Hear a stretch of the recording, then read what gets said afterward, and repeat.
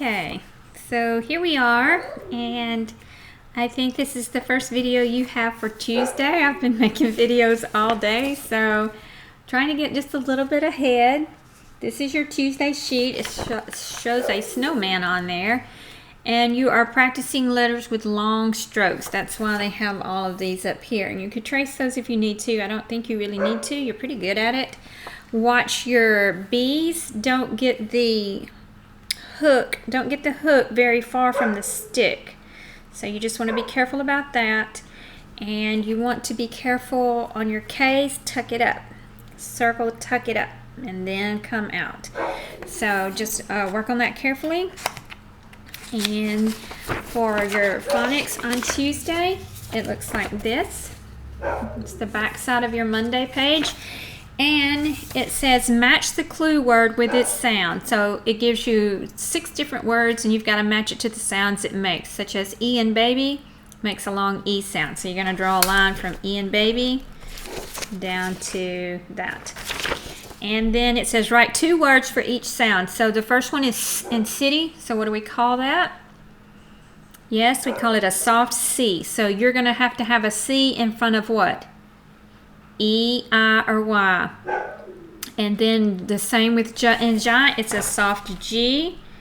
G has to come in front of E, I, or Y to be a soft G. So your word will have to have a G in front of an E, I, or Y to fit on that column. And you only have to have 2 words. And the last one is J in fudge. And that always follows a short vowel, and it's always DGE. And I know you know these things, they're just a review, so I'm not going to go over them in depth. If I were teaching somebody the new sound, then of course I would. All right, it says mark each word that does not rhyme. So we'll do the first one together. We have place, lace, fracture, face. It's pretty easy to pick out the one that doesn't rhyme. It has a hard C. The rest of them have soft C's. And it is fracture, yes. So do the rest of those by yourself. Underline the root words and circle the suffixes. I'm not really sure you're familiar with this. We haven't done a lot of this. Let me get my board. So you know the root word is the base word, the word that you start with. So if you had the word decide, I will decide tomorrow what I'm going to do. So then if you add a suffix to it, it might become deciding. I am deciding right now what I want to do. Or maybe I've already done it, so I decided yesterday what I wanted to do. So what is the base word? The base word is decide. That's the root word, the word that you start with. And then you have decide, and ing is a suffix. Decide, ed is a suffix. Notice they hid the silent E on there, which I know you know that. That's what they're wanting you to do. Underline the root word, circle the suffix. So if you have one that is, I do not see one like this on there. They've got this one. This has got a DGE. Followed by S. What does that say? Bridges. Es in peaches. Actually, ES is the suffix. And bridge, they have dropped a silent E on there. So it will look like that. But you will only circle the E with the S if it says es, as in peaches. So see if you can do that, and if you have some trouble with it, ask Mom to help you, or y'all just call me and we can go over that together. But I think you know how to do it, so just take a stab at it. See if you can underline the root word and circle the suffix. Now if you will look, you have a language page, and we're going to go over this a little bit in depth because this might be new. We had it this year already, but this is in your 3rd grade book, so it's probably going to be just a little bit harder. Sentences can be combined with the word and if the subjects and predicates are the same. Okay, wait a minute. What are they talking about? Look at the example. It has the same subject for both sentences. Dad caught a trout. Dad fried the trout. So what they're saying is you don't have to say Dad 2 times. You can just tell the 2 things that Dad did. Dad caught and fried the trout. That makes a much stronger sentence than saying Dad caught the trout, Dad fried the trout, Dad cleaned up the mess, Dad did this. So you can just combine those two verbs, caught and fried, with an and. Let's look at if they have the same predicate. Lobster tastes delicious, crab tastes delicious. So we've repeated a lot of words. And when you're writing and talking, you really don't want to repeat yourself because people get bored of hearing it and you get bored of saying it. So what you do is you just take the taste delicious off and just join lobster and crab together with what word? With and. So we say lobster and crab taste delicious. There's no need to say lobster tastes delicious, crab tastes delicious. All right, let's look at the practice. Oh, look in the little circle. It says, notice some words may change when sentences are combined. What they're trying to say is, on the first one, it said lobster tastes delicious, crab tastes delicious. Those are singular verbs because they're going with a singular subject, which we've been over that. And I'm not sure if you remember it, but a singular subject is one. Plural means more than one. So crab is one. So the verb needs to be singular too. Crab tastes. But when you have lobster and crab together, now we have two subjects, so it's plural. So the verb has to be plural as well. Lobster and crab taste delicious. Remember, nouns form a plural by adding s, but verbs are singular by adding s, just the opposite of each other. All right, let's look at this oral practice. Underline the subjects in the pair of sentences that could be joined with and. Combine the sentences with and. Tell your teacher the new sentence. So you notice they have a space right here? I want you to write it right there. Let's see if we can figure out what words we could leave out. Anchovies have a strong smell. Sardines have a strong smell. What repeats?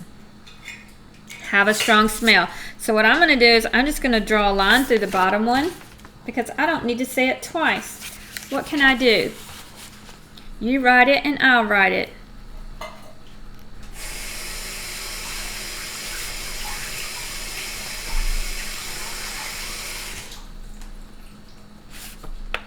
I'm almost done. Are you almost done?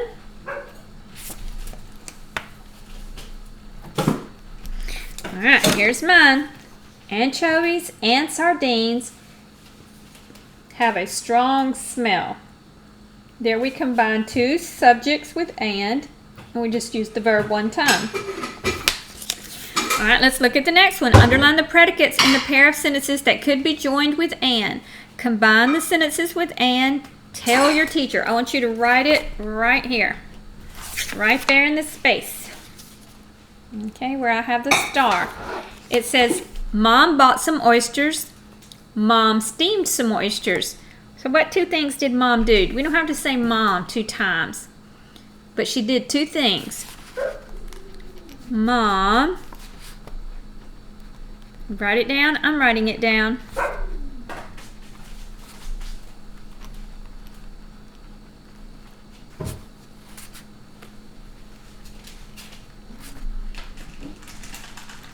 And I'm a pretty fast writer, so if you need to pause the video, that's fine. Mom bought and steamed some oysters.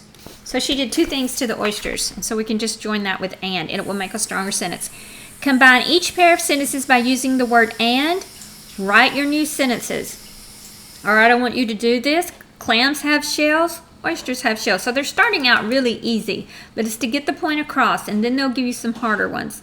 So what can you say? Clams and oysters have shells. Okay, write that one down. And then we will go to the next one. All right, our last one together is number 4. Our family eats shrimp. Our family eats lobster. So what words are repeated that we don't need to repeat? Our family eats. So I'm just going to mark out one of them because we don't need to say it twice. Our family eats shrimp and lobster.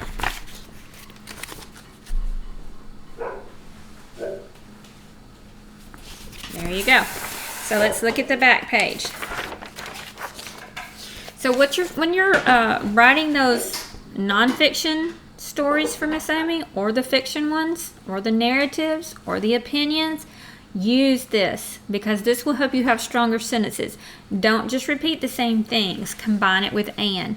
So you've got independent practice. Read each pair of sentences. Underline the subjects of the predicates or the predicates that could be joined with and.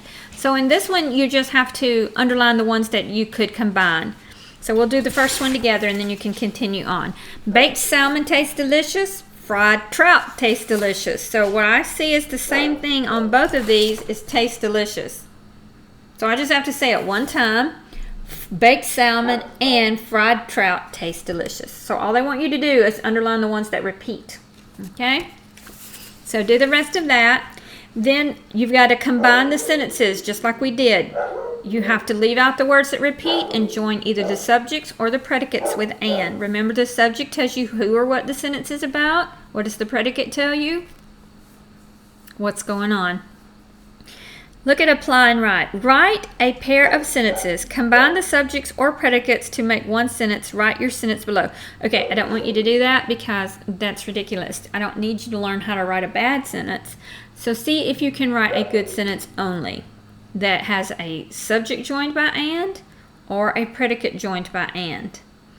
Ashton and Leon rode the hoverboard. Okay, that's something you both did. You don't have to say Ashton rode the hoverboard, Leon rode the hoverboard. So think of something you and your brother have both done and join it by and then put one predicate on there that you both did. Alrighty, we'll be back for math in just a minute. I'll see you. If I can figure out how to stop the video.